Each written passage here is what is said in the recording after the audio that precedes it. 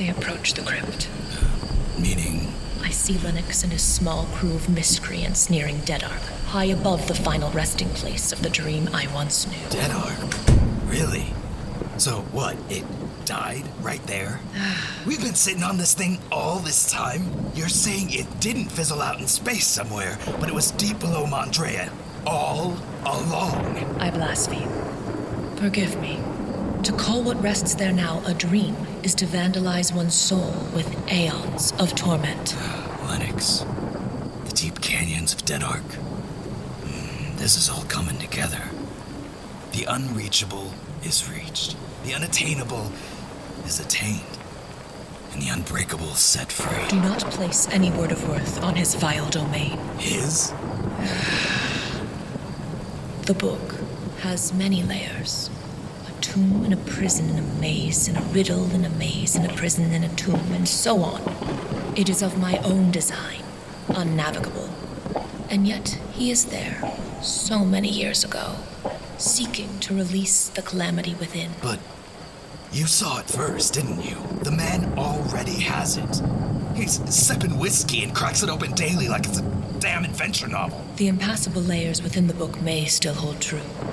The darkness within still confined. Dead.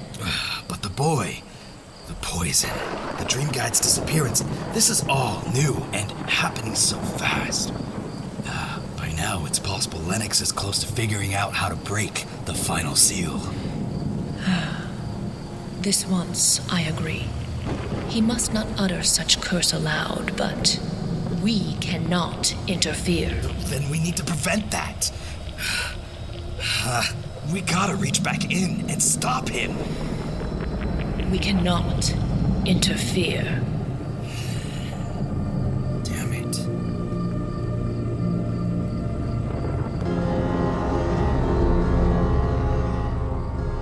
Dreams drift in and out of our conscious realms, dancing, blending, fusing themselves to memory until we can no longer ascertain what is real from fabrication.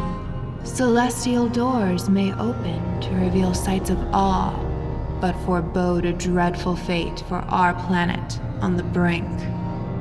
This is Mondrea Memories, the Dreamer's Echo podcast.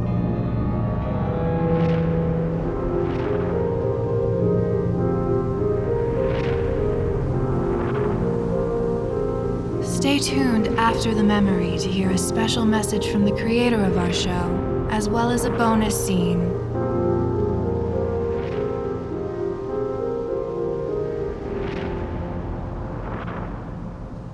This memory features mature themes not suitable for younger ears. Listener discretion is advised.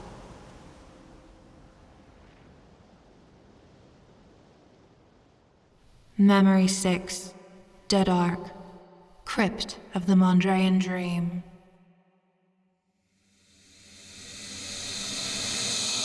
Our approach to the deep trenches below Deadark canyons would be a challenge and slightly delayed yet again. Ms. Renauld stressed that reaching the deadliest desert biome of all Mondrea at the right time would be best, just as the sun was rising, narrowly avoiding that bitter desert cold of night and the raging, unfiltered sun of day. The theory proposed a small window would be open in less than 4 hours, but before setting a course to the Deadark region, Renauld insisted we return to Vura's Rage, the devastating water that imprisoned her own precious airship, the Owl Maiden, and that we dock it within the fighter ship deck on the lowest level of the Volt Raven. Retrieving her ship from behind the turbulent falls was no easy task. She passed the helm of the Raven to me and instructed I guide it safely out of the Queen's hidden docks, which, of course, was another illusion, a false wall projected onto a thick northern mountainside. I was to meet her as she flew out of the walls at full speed, but when I arrived, I saw only the front edge of her crumpled wings as the waters pounded the Owl deep below. I worried it might have shattered apart amongst the sharp rocks beneath the sea. Our 2 crewmen and I waited, anxiously, helpless aboard the bridge of the finest ship to grace the northern sky. A minute later, her ship emerged, triumphant from the claims of the sea. a gleaming emerald in the moonlight. After docking the owl in the belly of the Queen's ship, we sailed high above typical radar as we traversed a route through Fenalian sky. Up to this point, I've managed to stay out of capital sight for nearly an entire day now, and I did not plan on breaking that streak. In my arrangements with King Brotley, I assured him I would return by dusk with a comprehensive plan to utilize the remainder of our 30 days with full preparations for our battle with Stellan. I had hoped to acquire new knowledge on how to unify warring Mondrean peoples, avoiding the final battle altogether. The king was well versed on my reports on ancient Mondrean tech, the limitless possibility of their forgotten fuel sources, possibilities to unchain us from the realities of the Lunanate depletion. Years of research, but all of it speculation. We truly had no human way of properly staging archaeological sites to uncover what secrets the Deadark region might hold. Sweltering heat during the day, the frigid death at night. Even with proper gear, it was as if some otherworldly force was sealing Deadark away all this time, preventing entry, and its effect was almost alien. Witnessing scavengers arrive in Fenalian healthcare centers with metal and leather gear parts melted to their flesh, which had nearly collected as a soup boiling in the inner sole of their boot. Ugh. Hearing their first-hand accounts of losing fellow sky pirates to the inferno, or releasing records of men frozen alive, preserved throughout the night, only to reawaken to the same fiery fate come mid-morn. I find it rather ironic I had just discovered a hidden hub of piracy in the northern hemisphere, seeing as how many pirates find Deadark to be quite useful to carry out a death sentence. But I had hoped King Brotley had read the good reports at least, the tales and theorems that took him to the ancient forests, an unbelievably lush and majestic paradise. After studying climate change patterns in the surrounding areas and honestly all of Mondrea, it is the only viable conclusion. The possibility that Deadark had not always been a graveyard, and that there was a great unseen force preventing entry into its catacombs below. All I'm left with is the hope that the king would reserve just a bit more time before reassigning the general duties to Miss Torsion. Evie is hell-bent on making sure I have zero say on this final battle, and bringing a wall of vengeance to the Stellan opposition. Perhaps the king hadn't yet announced the 30 days of preparation to our forces. I simply need one more day, my king. One more day. If this bloody key is any indication of the truth, we won't need the remainder.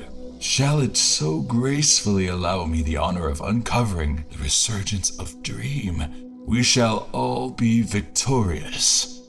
Mondrea will be victorious. Come to think of it, I can barely remember my first few moments with this enchanted shard of ancient power. I witnessed such calamity. And now I'm here, mere hours before I step into a crypt of ancient dream and break that seal. I can't believe what I'm saying. This thing is controlling me. How can I allow a simple rock to take hold of my every driving thought? Was it similar to how effortless it was in persuading Barras to abandon Evie's mission and join our covert crusade? I can barely remember exactly how he and his friend Levi joined. Mr. Thatch, Mr. Flick. I fear this thing may be getting the best of me. Maybe some rest will help. Barras and Levi are bunking below. You know, you can get some rest too. No rest. They cannot find me. Hey, you alright, man? You're kind of vegging. Yo, Captain Wren to General Dono, and Nosian grill cakes already. They cannot find me. Hey, snap out of it. You're giving me the frizzies. Not yet. I must remain awake. Keep flying above the rifts of detection. We dive below when we approach the canyon. Soon. Hey man, ancient treasure or not, I know your money's good. Now get some sleep. I got this. Jeesh. No, I cannot. The nightmare. You okay, Don? Okay, bud. Suit your damn self. She was right. I had been awake for nearly 24 hours straight. I hadn't washed for longer. My eyelids were weighed down with the dirt of nearly 2 desert days. With the latest day spent abroad, sailing through the best and worst airs the waters of Mondrea have to offer. As time and dust and gravity dragged my eyes shut, the fear of returning to that dreadful vision kept me fighting to keep them open. What would returning to slumber give me? A second viewing, perhaps? More answers? More questions? This was the first known dream in over a millennium. To return to it would be... would it even be the same? Maybe I was in it already. The air above the horizon kept pattering against the curved glass, separating the Raven's Bridge from a haze of death and delight. How much longer until we arrive at the canyon's edge? Not much. Moonchild here slept for maybe 15 minutes and hasn't left your side. We have arrived. Already? Had I been asleep? I thought we were at least an hour's flight away from the edge, including ascending and descending to and from stealth altitudes. But sure enough, the ship had jostled about as the bottom hull kissed the waves below, the choppiest they've ever been, shaking this massive tanker. Both lieutenants were back on deck, marveling at the wondrous rock walls that surrounded our panoramic view. How long was I out? Did I even shut my eyes? If those two are back already, looking well rested, then I must have barely drifted off. But where was the dream? So this is it. Deadark. As you can tell, the current's far too sketchy to try and sail through. And a ship this massive just can't slice through the cliff edges without burying us in a rocky grave. We've only got about 2.5 hours before the sun comes out to fry us. And you all know, Deadark air ain't too friendly. Yeah, let's not get cooked alive out here. The caves. Below. I know what you're saying. Sea levels continue to drop every few years, and those small caves keep popping up. They lead somewhere below? Many a sailor tried breaching some of those caves. I don't know a single one who was exited in one piece. Talk of carnivorous cave demons might be a load of rubbish, but yeah, we could park the owl near one of those. Maybe take a look around. But getting through those tunnels is shit without some kind of map. The catacombs are ancient. Our illuminated one could lead the way. He is well versed in the ways of the ancient. And risk us getting lost or killed? No. We don't have the time or manpower. We need to find the crypt now. It's close. Crypt? Wait, manpower? The treasure crypt. Yeah. And sure, you could fight our way through whatever monsters await us, Well, but you know, there is another way. Her eyes bounced attentively to the many monitors aboard. Deep below the surface. I see it. Do you not see it, Master? Master. Seriously, Boris. Yeah? Here. The pilot released one hand from the ship's controls and rapidly tapped on the bright green radar screen. you assume that dark spot on the ocean floor map is some ancient sub-level docking system below the canyons? We may attempt entry as an alternate means to access what Deadark conceals. Few have tried the dive, and their ships sit on the ocean floor, their vessels crying out as the metal is crumpled beneath the intense pressure. Can you not feel the souls beneath the drift? It is dark and cold. I feel it. Remarkable. Okay, boys, don't get weird. The whole reason we got this hunk of steamship on loan was because I believe it exists. Nearly a mile or so below the deepest point the tide drops. There. Just under that cave to the left. Pure darkness. It has to be something. It's a damn glitch on your screen. Well, it's our only shot at passage. We'll be far from the sun come morning, which is in 10 minutes. But the pressure below, Are you sure this ship can take it? Queen Vultura's told stories of actually reaching the Deadark treasure. She's the only person alive who's laid human eye on ancient gemstones, bits and baubles, priceless heirlooms lost to time, yet untouched by man. And she's walked away from it, thanks to this ship. Let's hope it can hold for one more deep dive. She's lying. You dare doubt our wonderful, phenomenal queen? She says all she needed was to know it exists. To simply know his power. And lucky for us, she left some no right here. Our window of opportunity knocks. Better decide quick, sir.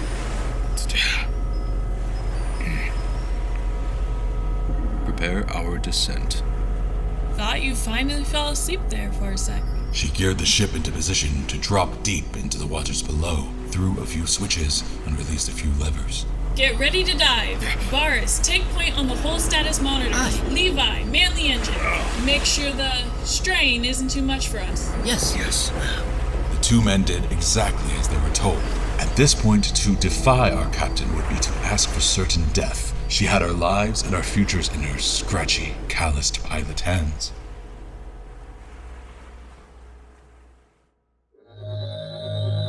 You are listening to Mondrea Memories. William had a tough life, but when it all comes to a sudden and inexplicable end, he realizes nothing could prepare him for what's next. An ex-Special Forces soldier and a devout Catholic woman perish and expect a typical afterlife. But this afterlife is like nothing ever written in legend, myth, or scripture. Full of gritty, pulse-pounding visuals and powerful, charming characters, the William of Arconia series is available at Amazon and Barnes & Noble in paperback or ebook. You're plunged not only into a new world, but another plane of existence, Arconia. And in Arconia, the physical limitations of your prior mortal realms no longer bind you. Seek out William of Arconia today.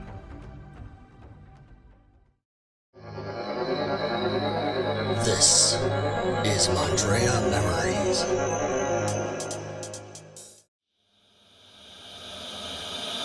She tipped the manual control gears downward, and we all felt it. Inertial dampeners did what they could to compensate for the change in balance, but the sight of the front view being nearly engulfed in the black water still brought on queasiness. No matter, the thought of being this close to unlocking fully realized control over the dream kept my body unwavered. Hold tight, boys. I gripped the safety rails at the front of the bridge. I nearly fell when the ship's nose grazed the underwater cliffs. Sorry. Varus, hold. You're holding strong at 88%, Miss What? Renauld. Damn it. Sorry, milady. I caught myself wincing slightly when I started to hear the massive ship's walls creaking under the immense pressure. Still, I kept my eyes glued to the monitors in view in front of me. We're nearing operating depth, Miss. 140 meters. You might feel a slight tug at your ears. That's completely normal. Hazel, whose ears were already leaking a stream of blood, pressed a communication button down that signaled an open channel to Levi, who was 3 floors below, monitoring the status of the engines that churned through the swaying currents. Levi, report. Ma'am, the fourth right motor is disabled! No! Wait! The damn thing's flooding! Well, put it out. Extinguisher's on the rail to your right. Right! On it! Miss Renauld, nearing maximum operating depth. 1,000 meters. 1,200. Our pressure's holding. My ears and eyes felt like they'd explode several times on the way down. It was loud. If the 4 of us made it out, we would all be deaf and blind. Oh, show hold. Breach depth. 2,000 meters. Barrage of booms shook the lower levels as we felt the sandy, rocky bottom cradle the Volt Raven's underside. It would seem we reached the trench sooner than expected. The Queen's ship had brought a lot of vengeance to our return trip to Deadark. We've hit the bottom too hard. We're stuck. I could see her struggle to engage the full thrusting power needed to release us from the rocks below. Every urging turn and pull of the throttles resulted in the hulks twisting and screaming in more pain. Bars, how we looking? Hull's at 63 and steadily dropping. The pressure is too much. You can't move her. Damn it. I have to take my ship. We must be over a mile below the surface. Can your ship withstand all this? Even the Raven is slowly being crushed down here. We have to try. Look, there! As soon as she pointed through the thick pane of glass that separated us from certain watery death, a solid crack stretched across it. It took us a few seconds to regain composure to actually notice what she was leading our shocked gaze to. Past our inevitable ends, just about 30 meters directly in front of us, the cliffs were pushed inward, revealing a large man-made gateway opening to what may have well been a small, ancient subdock. It's too far. You'll never make it in your glider. You challenge me, sir? All at 44%, Miss Renaud. At this rate, water breach is imminent. Levi! Yes, Captain. Ma'am. Head for the ship bay behind you. Ready the owl. It should still have enough thrust and lift fuel from the last vial I added. Barris with me. General? Right. Lead on. And lead she did. In all my years of military training, historical and wartime research, even with what little frontline experience I had never actually led a patrol of any size yet. The closest I had been to a battle was the scrimmage simulations during my small stint at Stalon Academy before the war. I had seen the front line of the War of the Moonlit Shard, but it was from a tactician's desk, assisting the late General in Castile weeks before his death. One battle was enough for me to realize war was not the answer Mondrea desires, not the solution it needs. I took as far of a step backward as I could, but still be involved in finding some manner of solace, knowing I could at least try to prevent as much loss of life to our people as possible. It was how I led whatever I could lead. And now, here, at the front line of battle with the ocean's full power, I find myself taking orders, and I am completely fine with placing my trust in this woman, this leader. She has proven herself many times over in the few short hours I've been in her presence. Again, she proves herself once more a true warrior, leading the charge against the clock as the ship fills a watery grave. Whatever treasure that lies behind this force of nature will prove to be justly dignified behind her own forces of leadership, prowess, courage, and contempt for the possibility of failure. This woman is fire, is rage, in its purest form, ready to hold her own against the fortitude of water, an element of creation and utmost destruction. You coming? I hadn't noticed I was staring. I fastened my coat and followed her out as we abandoned the crackling glass and steel behind us. I noticed the bridge doors had a thick, triple-sealed steel plating. I closed it tight and locked the seal. Should the command room be lost, the rest of the ship may be recovered. Somehow. Later thoughts for a later day. Get on board. Don't worry, there's room. The 3 men hustled close behind our captain. We descended the stairwells quickly, and before we knew it, the door of the Owl Maiden magically sealed behind us. You, might want to take a look at this, ma'am. What? What is it? The sap engine's empty. Oh, right. She revealed her third and final vial of refined lunayanite from Confine's stash. The first was used to obliterate the guy. The second was used to fill the float and flight engines to full. She knew she might need a third, and she smirked at her own foresight. The vial opened with a click, and she carefully sprinkled a bit into the can of pre-made dilutory detransitive tertiary lunayanite stabilizing solution, and shook it a bit, just a bit, in which a chemical reaction would liquefy and fill the third engine to full in a matter of seconds, as she locked the can into place just above the engine. Recapping the vial, she handed the remainder of the lunayanite rock to me. Hold on to that for me, will ya? I nodded and placed the vial in my pants pocket. Hazel was quick to jumpstart all 3 of her small ship's engines over. Even the impending strangulation of the ship choked within ship wasn't enough to let her own vessel cower in fear. The flight, float, and submersion engines were all awakened to life with her magic touch. Yep, it's loud. We're gonna need all 3. So, how are we getting out of here? We wait until just the right moment. The Voltraven was fighting hard to stay in one recognizable piece. The ship bay would be the first room to collapse, especially after its underside suffered a deep blow against the seafloor. Hazel knew opening the lower hatch would be no easy task. It would would release 1,000,000 tons of pressurized, otherworldly waters into the Raven's hold, shifting her ship off balance, leaving us to all be washed away in the curling smirk of the true face of Mondrean Sea. You see those panels, Dono? I do. They had become quite the show stealers, as the fist-sized bolts holding them together became cannonballs that shred into the floor beneath us. Once those next few bolts loosen, I want you to grab the second wheel. With a cleverly placed slam on the dash, a second, smaller co-pilot steering column revealed itself from below. I've got the thrust, but the bay's facing east. I need you to pull through, up, and back round west with me. One pilot's arms won't be enough to pull the old girl out. I understand.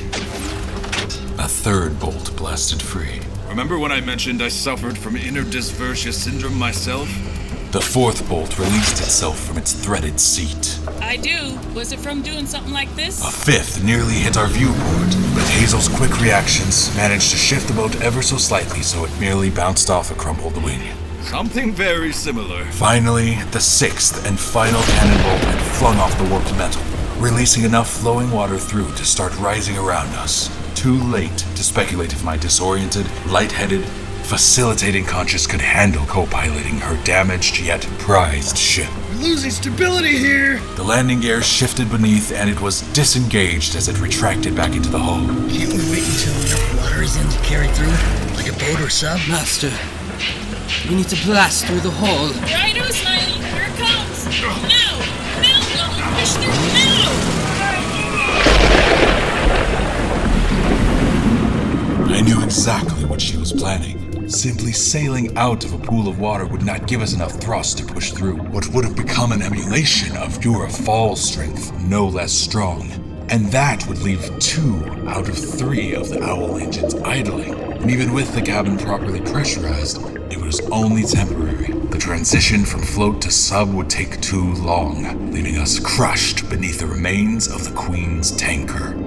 Alternatively, wading into the water filled the bay completely, and cruising out in sub-mode would not give us the torque needed to blast through the small hull opening. And similarly, transitions between engines would slow us down. The second we pushed our steering controls through, the roar of all 3 engines confirmed it. She was planning to rout full power, and the remainder of this rock fuels through all 3 engines at once, turning us into an uncontrollable torpedo of energy, one that could tear through this crinkled outer hull with ease. The second we were free of the folding in ship bay of the damaged Raven, our own hull started giving way. All 3 engines are at full power. At this rate, we'll run out of fuel before we're crushed to death. Right. This won't work. We pulled straight and up to the left. The owl's cries of pain echoed through the dark, thick waters. We were completely upside down, whizzing past the graveyard of ship parts and rotating in a slow barrel roll of desperation.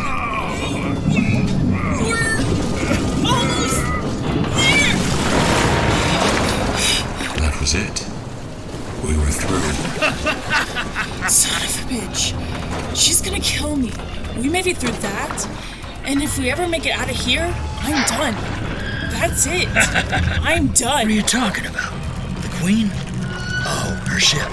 Yeah, you're dead. We were free of both crushed underwater coffins and helplessly floating in a pool of light. Port of redemption, a podium finish for 4 out of the 5 challengers of the deep. This was it. The entrance to the crypt below Deadark. Master, the tomb. It was then I remembered the door.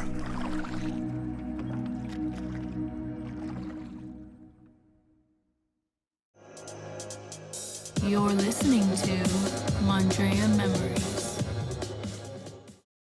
Binary Star, the grungy cyberpunk comic saga returns with Volume 2 on Kickstarter. This gothic space opera follows hot-tempered, axe-wielding Zaki as she tracks down Spooky, an enigmatic alien on the run.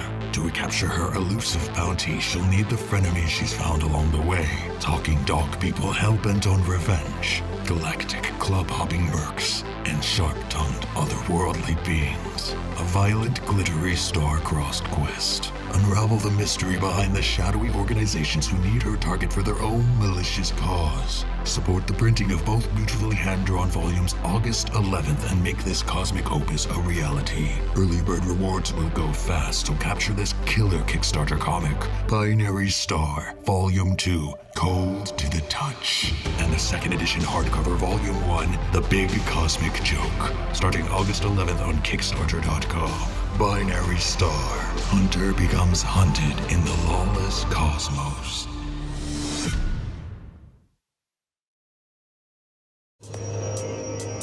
This is Mondrea Memories.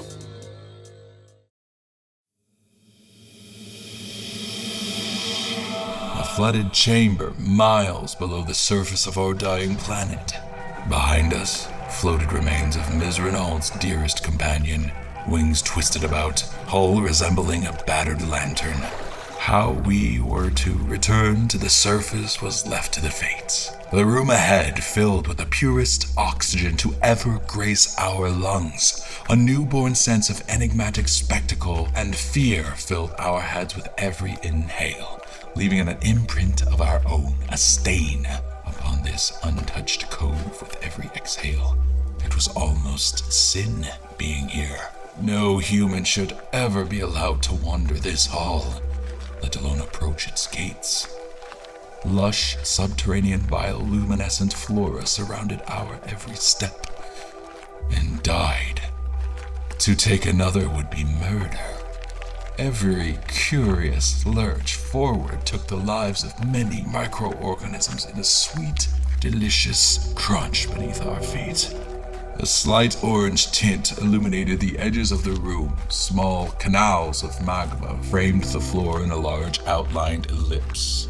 Boris was the first to approach the final steps to the door. Boris, what the hell is wrong with you? Step back! My lord, we are here. The Chamber of Light. Please, I ask of you, open it at once. Free our people, our spirits, from the shackles of doom and unrest. Opportune one. Please, return to my side.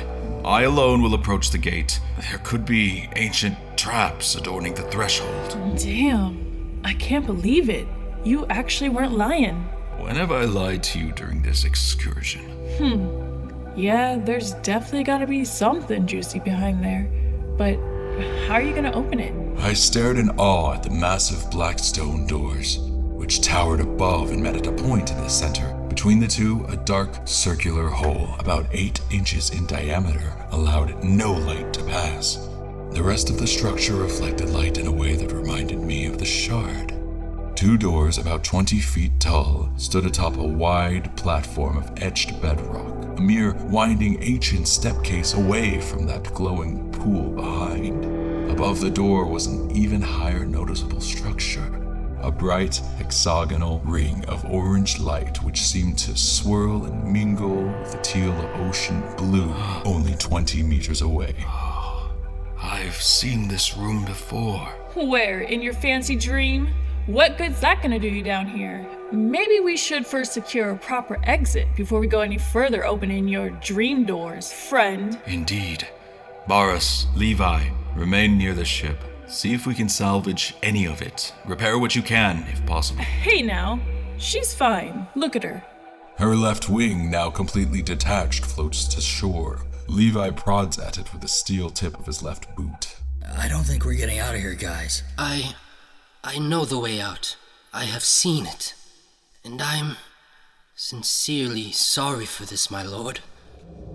Boris gave a slight bow in my direction and dashed for the stone doors. The opportune one! You dare question my judgment! Return at once! How did you get that? I knew it. I knew he had it. I gave my coat a quick pat down as he whipped the stone shard from his own pocket, yelled out an ancient curse or name or some unknown incantation babble, and jammed his entire right arm into the hole between the doors where the opening would form. A click. A solid thump of a click. It's locked me in. The mechanism should release the outer doors now. But the only thing that released was a bright orange light that started at the pointed threshold above and slowly lined the center trail, completely engulfing his arm, coating his entire side with a flaming wall of molten rock. It was clear an inner mechanism had trapped his arm, and a thick liquid fire had fallen from where the hexagonal ring of light was hung above the doors. This formed a perfect ancient trap, and a wall of fury separating Boris from his arm and several other parts, wherever a stray splash would claim a chunk of his leg or parts of his face.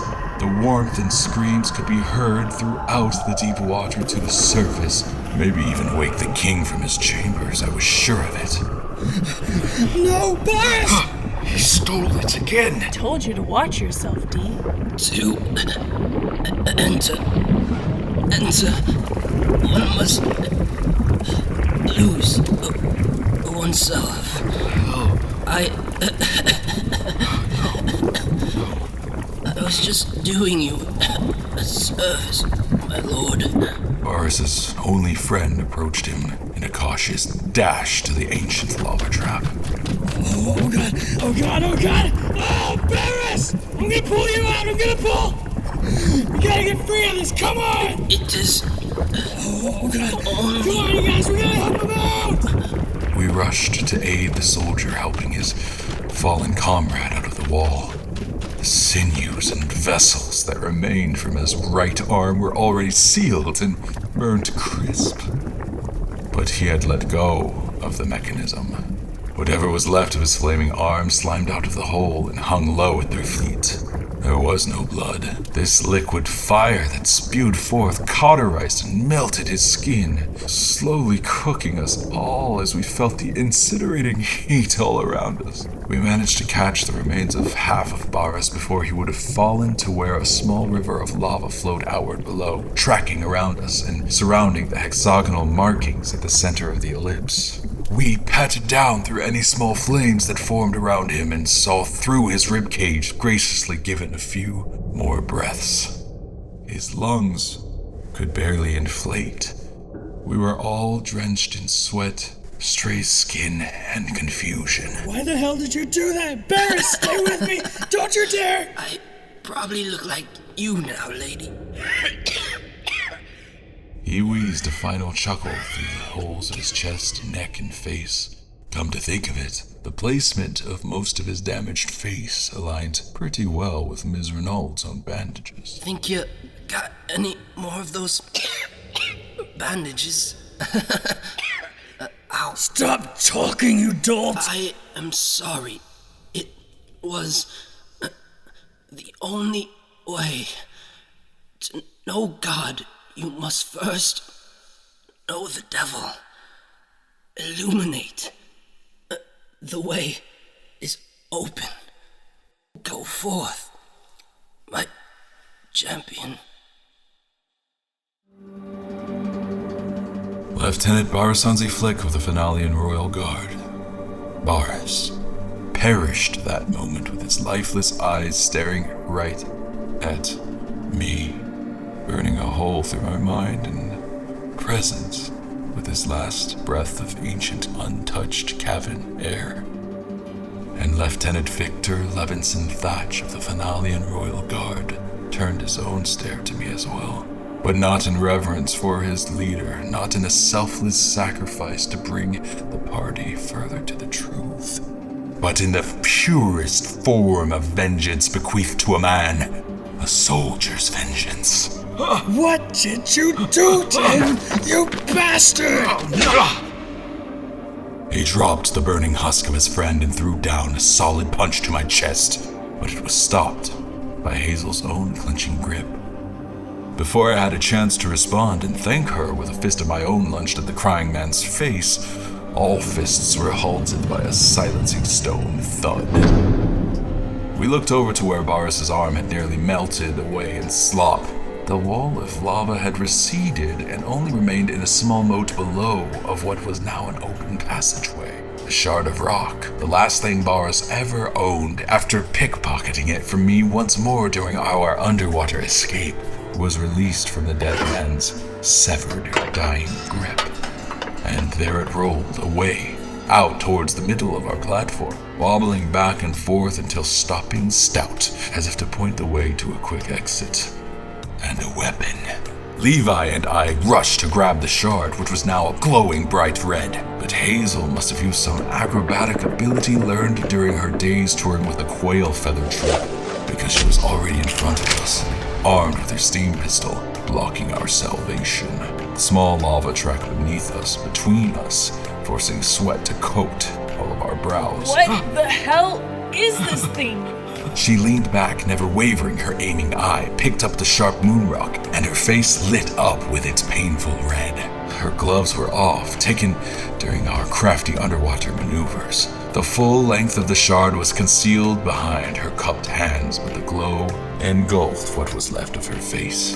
The next few seconds must have been hours for her, maybe days, years. I will never know exactly what she saw when she finally came in contact with the key shard, but her eye slowly faded away to a single glow of red stars, no longer aiming down the gun's sights as it fell into the small flow of lava the second she contacted the rock. We could only watch as both of her hands cradled it in revelation. I see. It was as I expected would happen should any human have skin contact with this artifact outside my own hand. I saw it in my own nightmare given on that first night. Levi nearly saw what I saw as I held it close against his throat, but it never fully got to him. Varus may have been completely entranced by its alien glory as it tore him from death's grasp and anointed him as my first follower. He must have seen something far more illustrious as it nearly rewrote his entire being. Or perhaps this piece of mysterious rock simply showed him his innermost crowning desires, and the path needed to achieve those desires. From what little we knew of the late Lieutenant Barasanzi Flick, he was quite close with his mission partner, Lieutenant Victor Levinson Thatch, much to his disdain. It was evident right up to Boris's final breath and Levi's fit of retribution. Perhaps Boris's true desire was to have what Levi never fully gave him, a friend. And after seeing the dream, realized he could find a friend through one final sacrifice to open the door. And a second door opened soon after. The door that was holding Levi back from ever admitting to Boris that what he was seeking was already at his side. His dying side. But what in all existence could it have shown Ms. Renaud, Ms. Hazel Renaud, as it drove her to leap across a 2-foot wide lava gap and drive the very same shard of desire through Levinson's chest? What could she have seen to be forced to murder a man who had barely recovered from death's sting in his own friend? You need to see, child. Ms. Renaud. Open your damn eye. Hazel, release the shard at once. She reluctantly complied with her new master's demands, unsheathed the makeshift dagger from within the sternum of this blighted man, and dropped it in my hand. I quickly tried to wipe off the blood from my coat when I noticed there was none. It glowed red once more, and I held it away from the two. Hazel's other hand was holding Levi up by his throat as he choked on his own blood. Then, she awoke from her trance. Why does the light choose pain? What the hell did you do to me? It was not me. It was opportunity. Hazel released the fading pale blue to the cavern floor. He was surrounded by glowing pink, teals, and greens as he joined his friend and ultimately surrendered to his injury. Opportunity? What did it show you? You had me murder him? I did no such thing. But the shard, the key, unlocked so much. I don't know what I'm seeing right now. It's all a blurry. My head. What did it show you? I'm so sorry. Levi, Boris. I saw their memories, their thoughts, their mission. They've been reporting to their commander, Avela. They couldn't have seen what lies beyond this point. They had to be removed, and they knew that. The key opened their doors, and they walked through. You did the right thing, Hazel. Miss Renault. Now, tell me everything.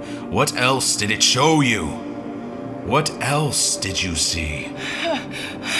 I saw the light. A blazing, searing pain. The nightmare, the prison, everything you said, and so much more. The ancients, the eternal battle, the eternal scar, the age of darkness. The treasure. The book. It's beyond one final door. A final test. And familiar sacrifice. Boris was right. How could I have been so goddamn blind my whole life? And here it is. The treasure exists.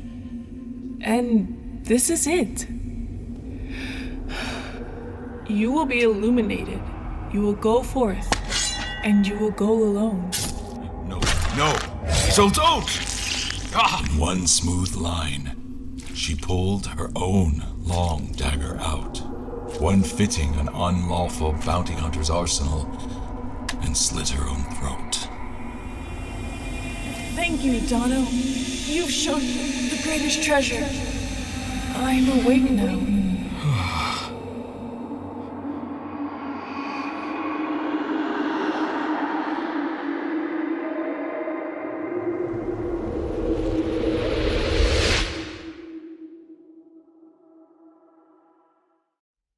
Is this how it must be? Must I surround myself with death and darkness in order to serve as the light? Must I be the one to cast shadows and banish the prisoner from behind his own bars? Is this the price of illumination? Is this the price I must pay to dream? Miss Hazel, Miss Renault would not die alone. Just as the Lieutenants Barasonzi, Flick, and Victor Levinson Thatch of the Fenalian Royal Guard did not die alone. Their bodies were claimed by pain, but released into the light. I rushed to catch Hazel's final moments in my open hands, but they sifted away like the ever-flowing sands of time. Dono, you call me Hazel. It's true, there was something in her skills. Maybe it was her oddly convenient yet purposeful manner of dress, or her speech. There was always something, Miss Hazel. Always something that brought down my wall of formality in our last hour together. You were a friend, and I'll never forget the steps you took to bring me face to face with destiny. I gently placed her body a foot away from Levi's and Boris's own, and lined them up and adorned them with bits of luminescent cave organisms, glowing flowers, and shiny stones. I don't know why I did this. It's not normal. It's an ancient tribal custom I've only read about and theorized about in my research papers. But it fits so well. Every petal a tribute to these lives. Perhaps it was my last action as a truly free human being, as a soul, to give them as close to a proper burial as possible in this death trap. The blackness of the hallway before me quickly flooded over the glowing oranges and teals of that lava trap platform. I followed the singular shine of that deadly shard like a compass pointing a lost sailor to home. But if Hazel's own prophetic vision was true, the magnetic pull of this earth was leading me straight to one final death trap. One final test. One final sacrifice. This is not real. This is not real.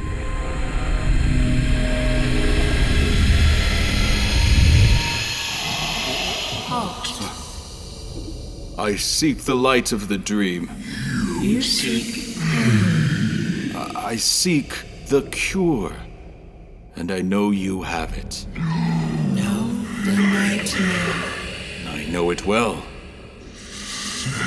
And you know the balance, the sacrifice. In order for this nightmare to exist, the dream must exist. And you wish to take this dream. I wish to serve it to the people. You fool. The dream cannot be shared. It must be taken. Then let me take it. Who are you? Must I continue to talk to darkness? Show yourself. Refuse your mortal realm. Thrown into dark. Open your eyes. The path will illuminate. Then will you give me the power to share the dream? In order for there to be life, there must first be death.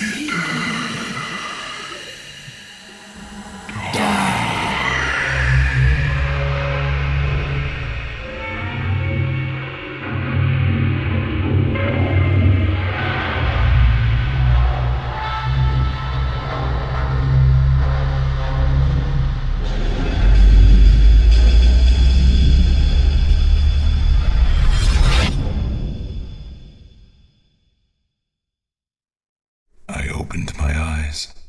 I was back in that lava trap room. I was holding the shard.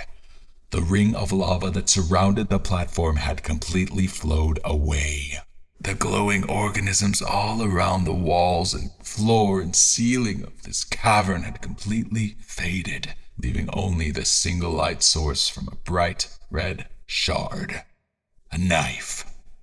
Now completely smothered in the blood of 3. The entire room, red, cold.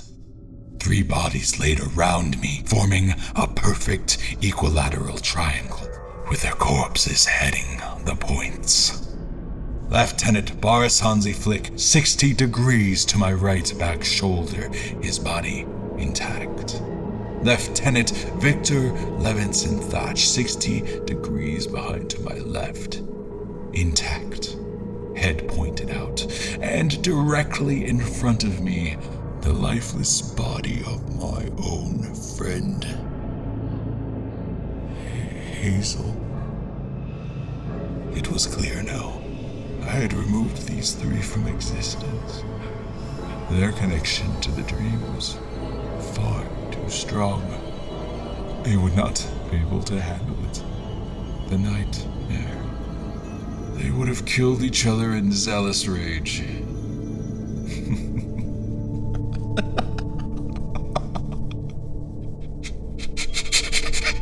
Instead,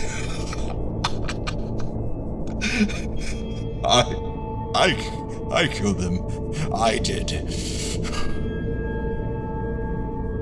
The shard had given me a second chance, and I severed their connection before they knew too much. Before they could sever it themselves. I killed them. It was the only way. It was the only way.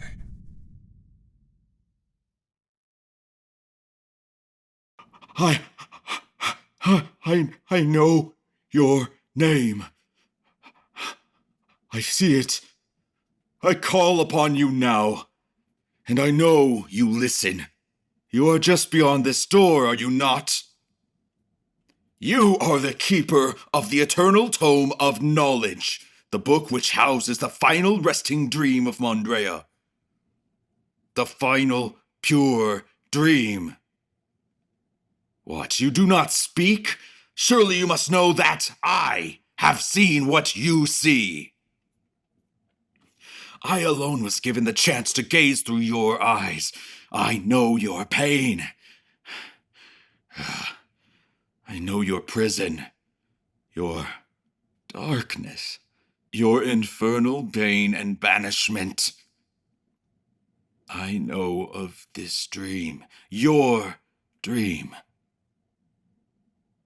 And I know the door was locked, and I know you could not open it. But I possess the key.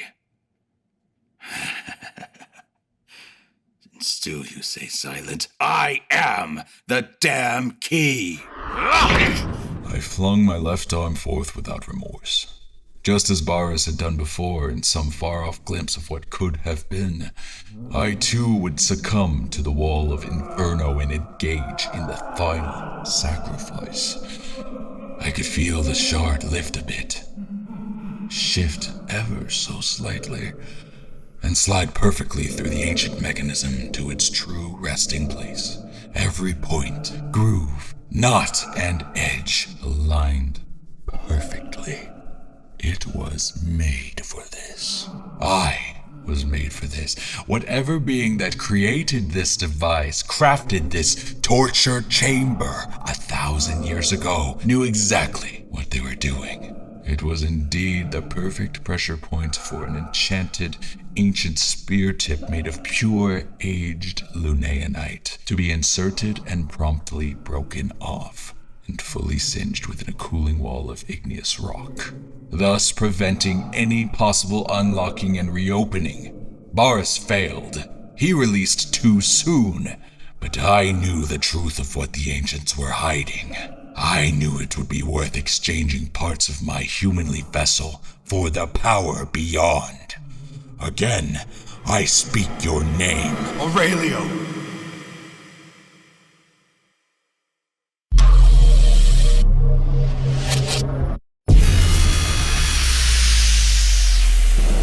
Begone, you blighted curse! You'll have no access beyond!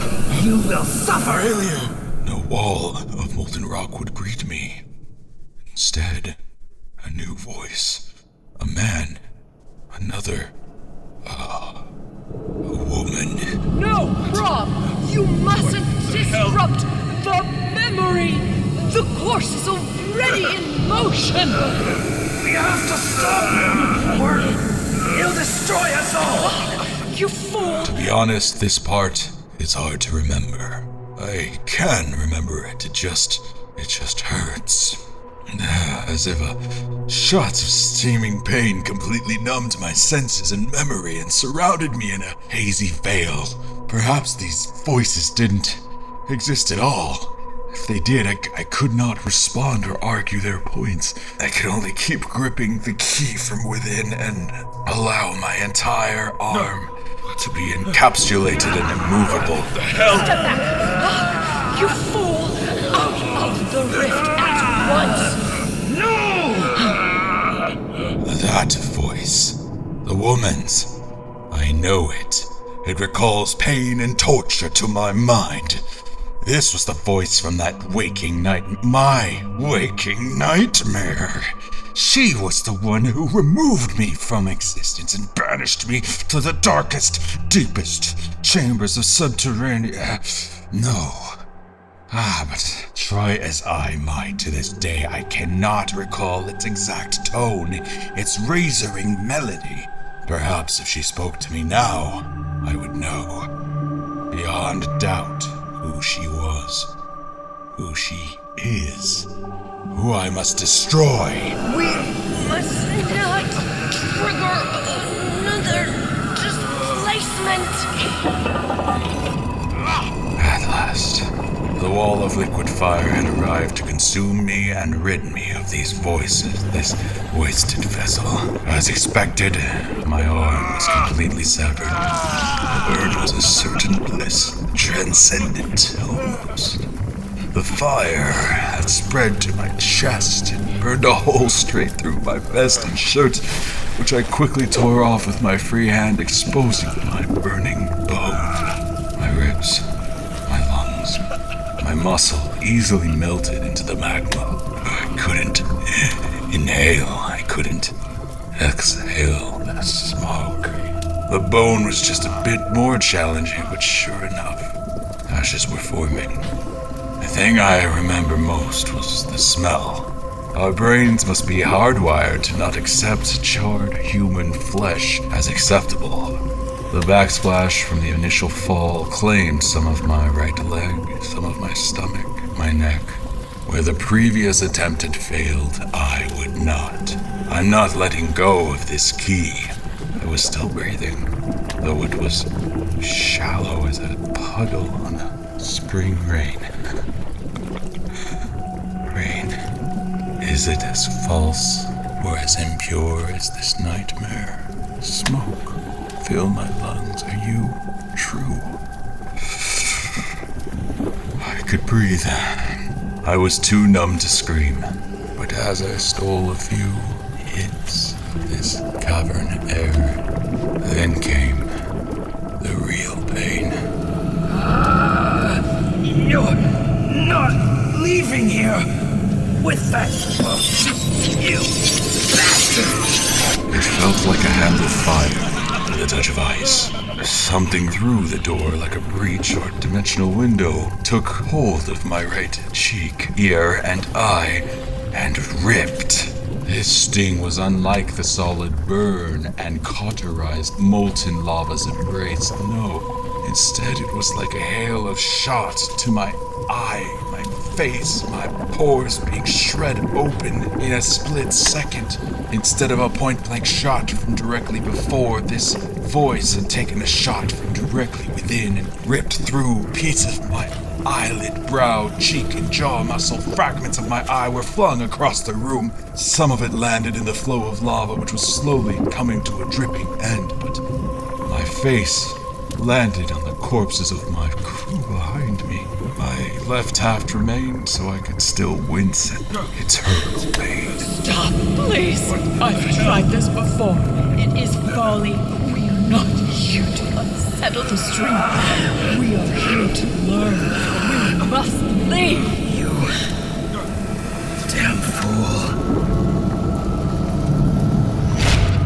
I took one deep breath and closed my last eyelid tight as what remained of my earthly body crumbled all around me. I could still move. I finished. This relentless wall of fire relinquished control and announced me as victor and proper entrant. The door was open, and I could still move. I thought I could still move. My final steps diminished to a crawl. Every fiber of my being was devoured by a cleansing fire. With my remaining hand, I could only reach out, but I could not reach the book upon its pedestal in this prison of shadow. I could only reach the key, and with it I touched the edge. Aurelio, wake up.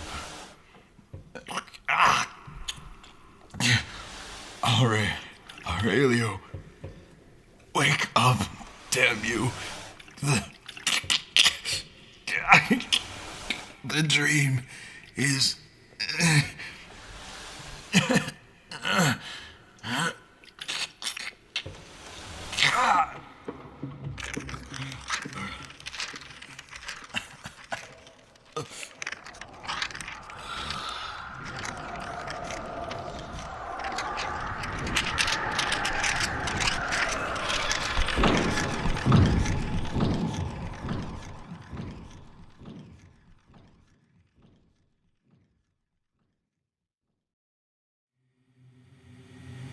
Do not fear. Release me, O champion.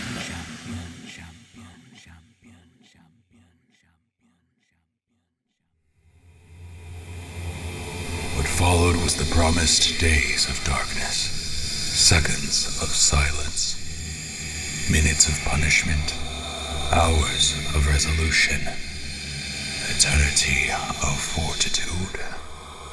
Cold, burning, pain, rejuvenation, isolation, reconstruction. Death. Rebirth. Fire.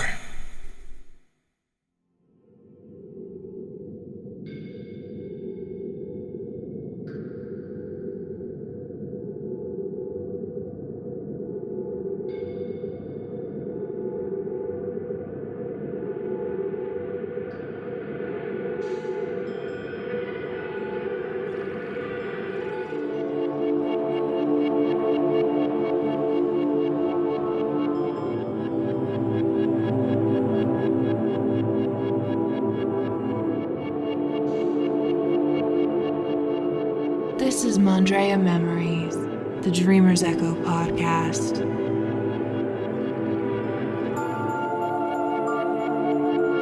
Keep listening for a special message from the creator of the show, as well as a bonus memory.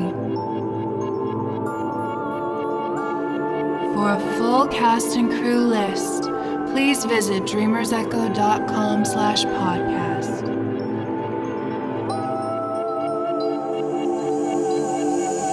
Stay awake.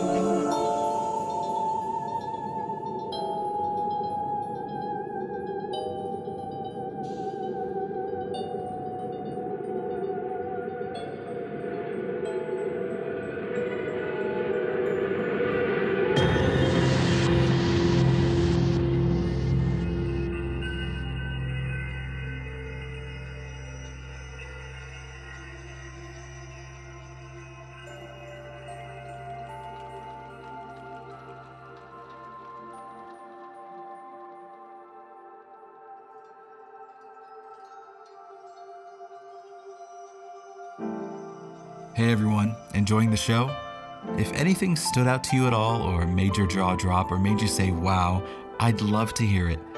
The only way I can truly know if anyone's out there is if you leave a rating and review on your favorite podcast app, and you share it with your friends using hashtag Mondrea Memories. Noteworthy reviews, posts, tweets, mentions will get special recognition from me. Oh, and speaking of special recognition, the exclusive Mondrea Memories holographic sticker offer is only available for a few more weeks, or until I run out. A single stack of 100 holographic stickers were made and specially reserved for new patrons at patreon.com/JetFalco.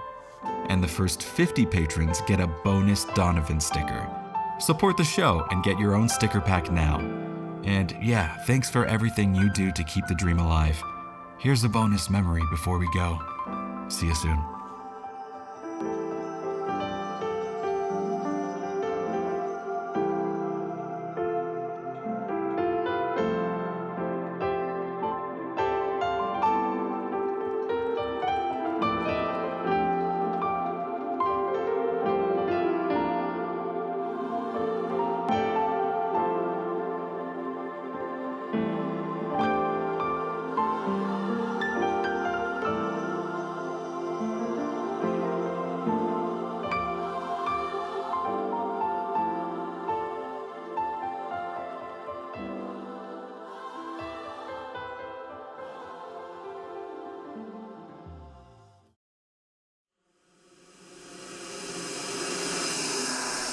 "20 days have passed, my king. And less than 10 remain before our final battle. You've proven yourself, General Torshon. Please, sire, call me Evie. In the past 3 weeks, you've expanded and strengthened our forces. By land, sea, and air. You've kept your word, Evie. And all because your first choice of generals abandoned the battle, like the coward he is. Yes, as adverse as that may be, you did not let the loss of your former general weigh you down in your time as leader of our forces. No need to sugarcoat this, King Brantley. I know you had other ideas in mind. I'm well aware of the plans you and Lennox had to subvert this great army's battle. A battle that would no doubt lead to our defeat had you gone with Lennox's faulty scheme. Scheme? General, surely an accusation doesn't adumbrate such headstrong words. Of course not. No need to accuse someone of the truth. Lieutenants, you may enter. My lord. My king. 2 of yours, Evie. Indeed. May I introduce to you Phenalian King, Lieutenant Victor Levinson Thatch, 1st Mark 5-star, and Lieutenant Barasanzi Flick, 1st Mark 3-star. Barris. Aye. You may stop bowing now. Yes, General. Stand up straight. The king's eyes are on you. And why, pray tell, have you... As my final order as captain, I sent these two on a covert op to follow your previous choice of general. Without my knowledge? And forgive us, my liege, rightly so. Thatch and Flick were to simply keep tabs on Donovan as he moved about the grounds and prepared in these 30 days. Unbeknownst to us all, he was not following orders. Please, explain yourselves. Boys, take it away. He was, but yeah, then you wanna go? You know what? You got this. Me lord. I was told to keep eyes on the target, the newly appointed General Donovan Lennox, by my commanding officer. You may know her, General Evail. Yes, we know this part. Get to the good part, Boris.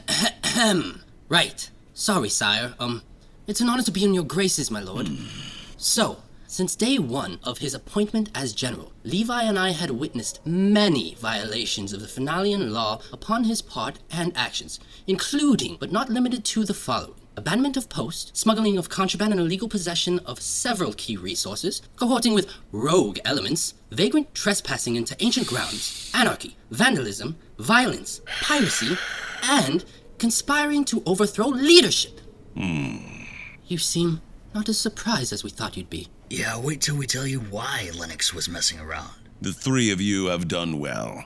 Wait, you knew about this? You know about the dream? Did you actually order Lennox on this wild goose You are chase? all overstepping your bounds. Please, return to your quarters and allow me to... Hold on a second, Bruntley. Your Highness. What the hell are you hiding? You could not possibly begin to fathom what's at stake here. Well then, I knew it. I fucking knew it. Why don't you enlighten us, our grand Fenalian king? I'll excuse you along with that tone, General, before I order you out. No, I'm not going anywhere. You've had other plans with Donovan, haven't you? These guys were right to follow him and uncover yours and his little secrets. You seem to think some grand return of the dream will win you this war? This dream... It shall win us peace. It will win us all peace. Peace? Gods. That dream of peace died 1,000 years ago, along with the last fools lucky enough to enjoy Please that silly escort luxury. these three to their quarters. You actually think Donovan's capable of resurrecting a dead promise? No dream exists that can defeat our enemies. Only bullet and blade, Bruntley. You'll see. My army will be triumphant through bullet and blade. Bullet and blade. There will be no battle, Evie. No bullet, no blade.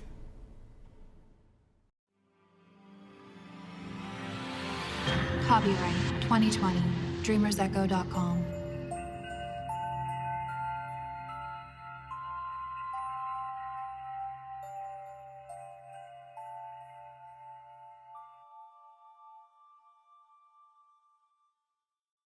Creative Commons Attribution License Non-Commercial No Derivatives.